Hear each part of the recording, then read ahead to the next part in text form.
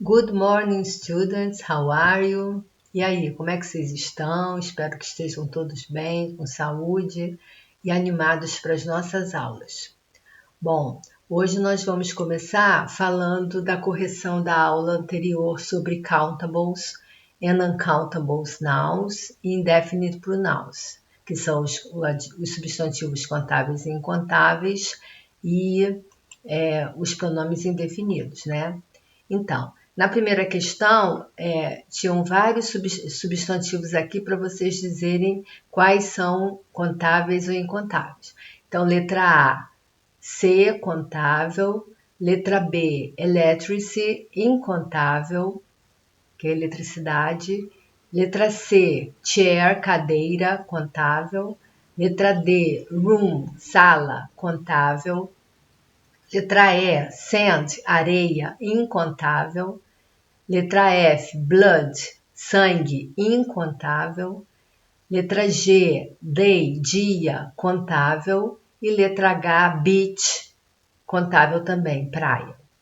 Bom, no número 2 era para vocês dizerem qual era o anúncio, né? Qual era o substantivo que estava sendo anunciado aqui. Então, na letra A, coffee, café, incontável. Letra B, fast food, incontável. E na letra C, cat food, incontável também. Número 3, vocês vão completar cada sentença com uma dessas palavrinhas aqui e escolher qual a sequência correta. Então, we know beautiful girls. She is a famous rock star. I have good information to give you. The policemen are in front of the building. Então, a letra correta é a letra D de dado. Número 4, vocês vão destacar desse quadrinho aqui 4 substantivos contáveis. Quais são? People, pessoas. Depois, children, crianças. Depois, men, homens. E women, mulheres. Reparem que todas essas 4 palavras estão no plural, mas aquele finalzinho de plural, de S, AS ou IES não existe, porque esses substantivos aqui têm um plural irregular. Número 5, aqui a gente tem uma recipe, né? uma receita de de pancakes, que são panquecas. Do you like pancakes? E aí aqui vocês têm os ingredientes. O que eu pedi? Para você dizer qual o significado qual é o substantivo e em português, né, o significado dele. Então aqui nós temos flour, que é farinha de trigo, butter, que é manteiga, sugar, açúcar, olive oil, que é o azeite. Aqui a gente tem tablespoon, que é uma colher de sopa, egg, ovo, salt, sal e milk, leite. Número 6. E aqui observe as imagens e escreva os substantivos contáveis da receita. Quais são os substantivos contáveis? Nós temos o egg, né, que é o ovo. Você pode fazer uma receita com ovo, 2 ovos. Ou você pode 1 colher de sopa, 2 colheres de sopa, né? Os outros todos a gente usa num recipiente, pode ser xícara, pode ser colher, pode ser copo, né? Então, todos os líquidos aqui e as farinhas a gente considera como incontável. Número 6, observe a sentença abaixo. E aí, para dizer se é afirmativa, negativa ou interrogativo. Por que isso? Porque para a gente usar os pronomes indefinidos, tem que estarem relacionados a tipo de sentença. Então, na letra A gente tem uma pergunta.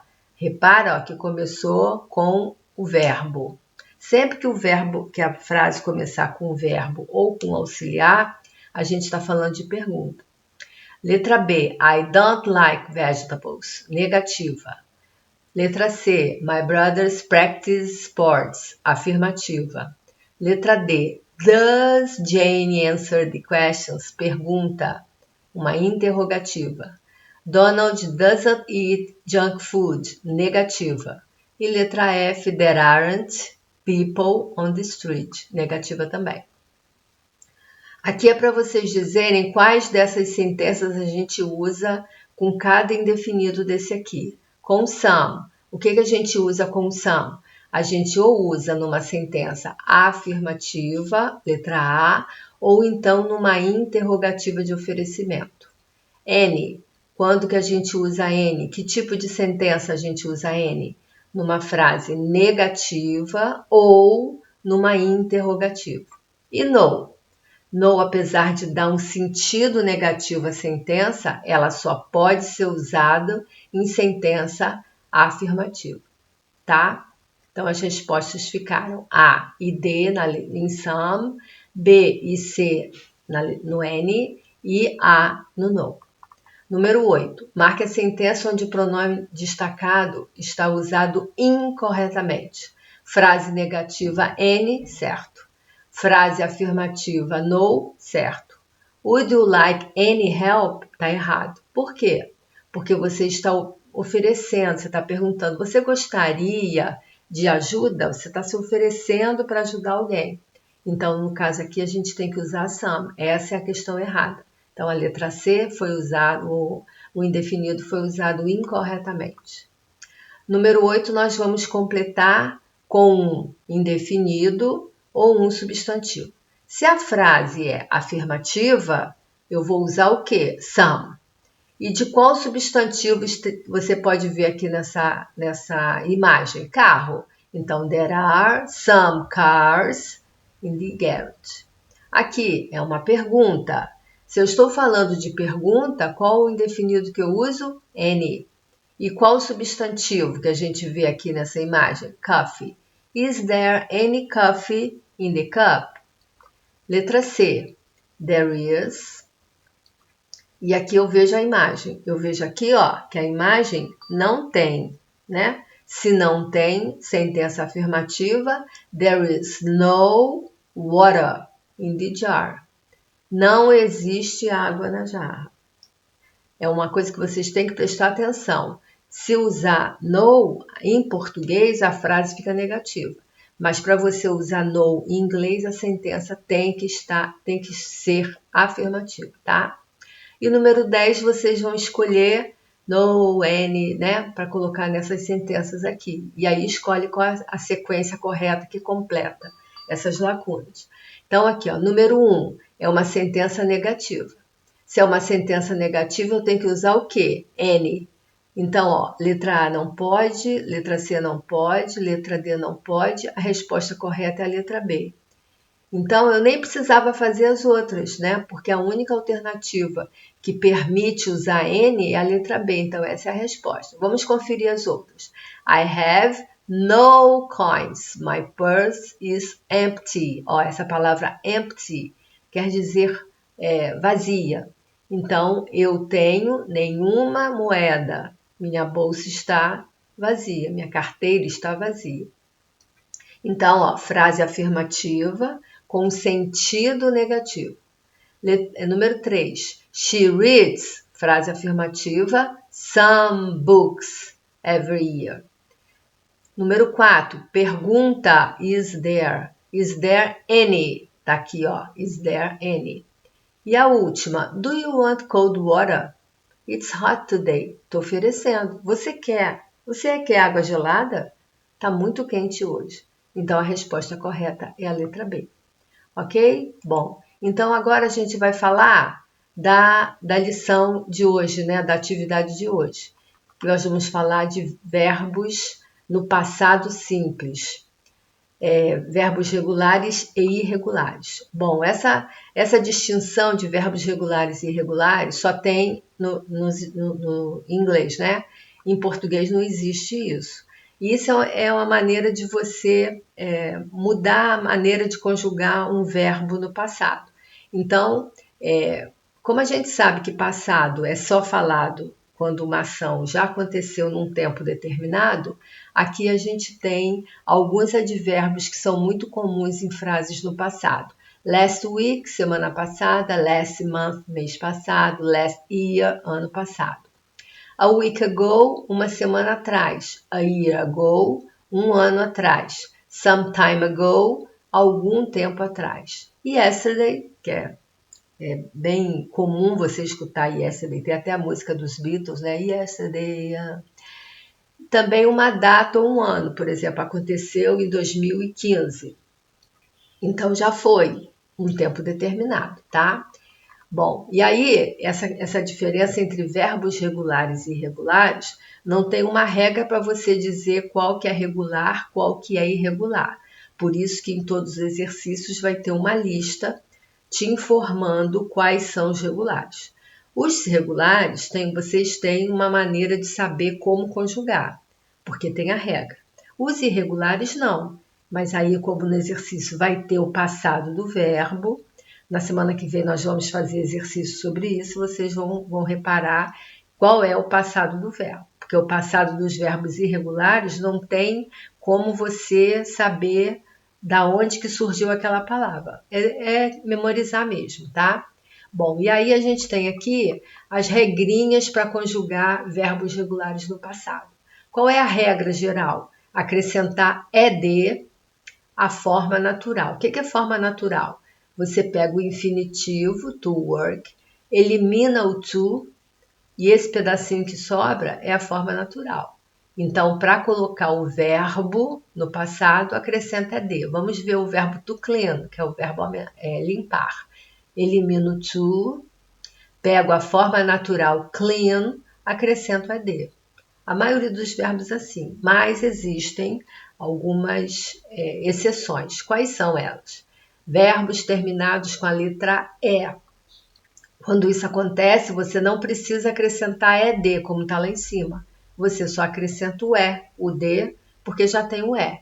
Então, aqui, ó, continued to admire, admired. É só botar o D na forma natural, tá? Verbos terminados em Y. Aí você pode ter dois tipos. Ou o verbo terminado em vogal Y, ou o verbo é terminado em consoante Y. Se for vogal Y, a gente bota D. Normalmente, igual lá em cima, né? Bom, até agora é tudo igual, né? Não mudou nada. Quando o verbo termina em consoante Y, o que acontece? Esse Y aqui, ó, é eliminado e você acrescenta IED. Por exemplo, to cry, to cried. Engraçado que quando você fala o verbo, quando você lê, né? Você pronuncia o verbo, ele termina em I, ó, cry. Aí você acrescenta ED, mas aí o Y sai. To study. Aí no passado o Y se transforma em I e você acrescenta ED. Mas isso só acontece se o Y tiver uma consoante antes. Se tiver vogal, você não tira Y, não faz nada, você só acrescenta ED. Igual aqui, ó, to play, played, to destroy, destroyed. E por último, os verbos terminados em consoante, vogal, consoante, tônico. A gente já viu isso quando falou do presente contínuo, que você também dobrava a última consoante quando ela for tônica, né? Então aqui a gente tem occur e commit. Repara que o cur está sublinhado, é a sílaba tônica. Então terminou em sílaba tônica, consoante, vogal, consoante. Commit terminou em sílaba tônica, consoante, vogal, consoante.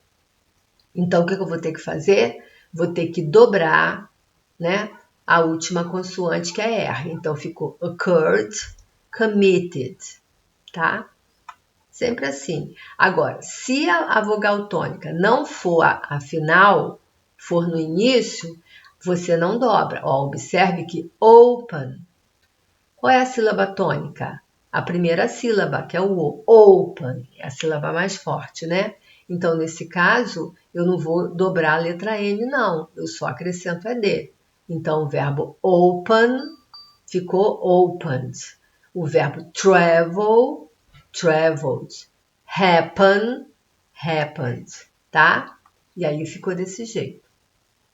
Bom, aí aqui tem pequenos exercícios para vocês treinarem, né? E aí os verbos irregulares no passado, não tem regra. Por isso que nos exercícios terão listas com a classificação dos verbos. Aí aqui a gente tem mais um exercíciozinho para vocês treinarem e um vídeo, né? É uma outra maneira, a pessoa explicando de um outro jeito, de repente pode ajudar para vocês não terem dúvida. Mas na semana que vem nós vamos fazer exercício e vocês vão ver que isso é muito fácil e que vocês vão dominar completamente, porque inglês é uma língua simples, né? Não é difícil. O ruim do inglês é o vocabulário, que as palavras são diferentes, mas com relação à gramática, a gramática é bem simples. Então a gente se encontra semana que vem. We'll be together next week, ok? Bye!